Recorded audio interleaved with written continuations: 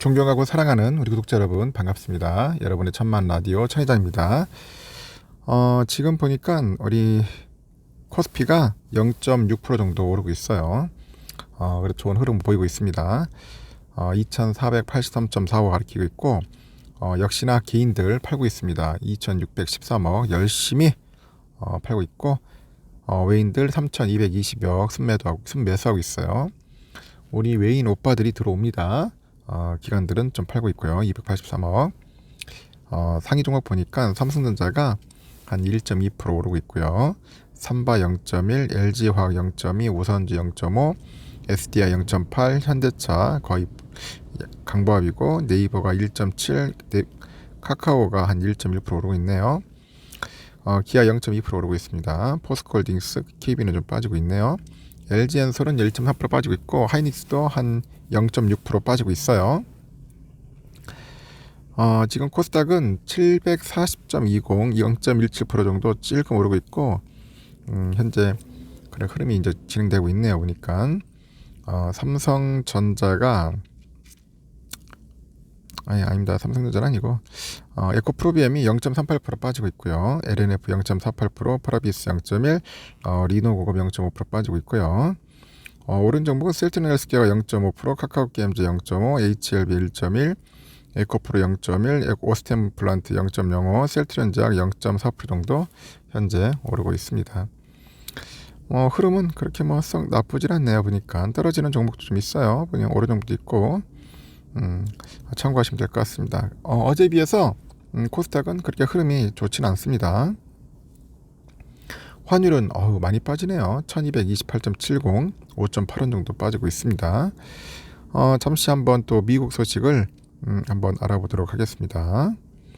미국 증시가 26일 날 기술주 위주로 상승을 했어요. 테슬라의 실적 호재, 예상보다 좋은 지난해 그 4분기 GDP죠. 이 GDP 성장률이 상승 모멘텀으로 되는 것 같아요. 상승 모멘텀이 됐고, S&P 500은 1.1% 상승한 4060.43으로 이제 거래를 마쳤습니다. 지난해 12월 2일 이후 최고인데, 나스닥이 1.76% 올라서 11,512.41로 마감을 했어요. 그 다우지수는 205.57포인트고 0.61% 올라서 33,949.41을 가리키고요.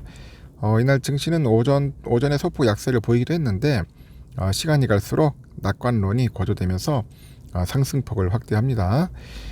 이번 주 거래를 하루 남겨둔 채 현재 이번 주 들어서 4일간 다우하고 S&P 500이 각각 1.7%, 2.2% 올랐습니다. 나스닥은 3.3% 정도 상승을 했고요. 나스닥이 이번 주 강세로 마감하면 4주 연속 그 상승세로 지난해 8월 이후 전 최장기가 됩니다. 미국 상무부는 이날 개장 전에 지난해 4분기 GDP가 2.9% 성장했다고 이제 밝혔습니다. 이날 다우존스가 조사한 이코노미스트들의 그 전망치 2.8%를 웃도는 것인데, 지난해 3분기 성장률 3.2%에 비해서는 다소 낮아진 거라고 하죠. 오늘 보니까 또 그 리서치의 최고 투자 전략가라는 사람이 그런데, 예상보다 좋은 GDP 성장률로 투자자들은 올해 예상되는 경기 침체가 상당히 약하고 완만한 수준에 그칠 것이라고 이제 생각하게 됐고요. 증시를 더 깊은 침체장으로 내던지지는 않을 거다, 그렇게 기대를 했다고 합니다. 그리고 요즘 보니까 그 BMO 패밀리 오피스의 최고 투자 책임자 CIO가 그러네요. 지난해 4분기 GDP 성장률은 연준의 공격적인 금리 인상에도 미국 경제가 상대적으로 강하다는 것을 보여줬다고 지적을 합니다. 이에 따라서 투자자들 사이에서는 인플레이션이 예상보다 빠른 속도로 하향 안정되는 가운데 경제가 연착륙에 성공할 수 있다는 기대감이 현재 커지고 있죠. 다만 연준의 금리 인상 효과가 아직 경제에 완전하게 반영되지 않았다는 의견도 있는데, 그 MAI 캐피탈 매니저먼트가 그래요. 지금 보니까 GDP는 과거를 보여주는 백미러다. 연준은 금리를 약 1년 전부터 올리기 시작했는데, 금리 인상 효과가 온전하게 나타나는 데는 한 18개월 걸린다, 그렇게 언급을 해요. 그래서 올해 중반에 GDP 성장률이 마이너스로 돌아설 가능성이 높고, 증시도 둔화될 수 있다고 합니다. 오늘 상당히 바람이 많이 부네요.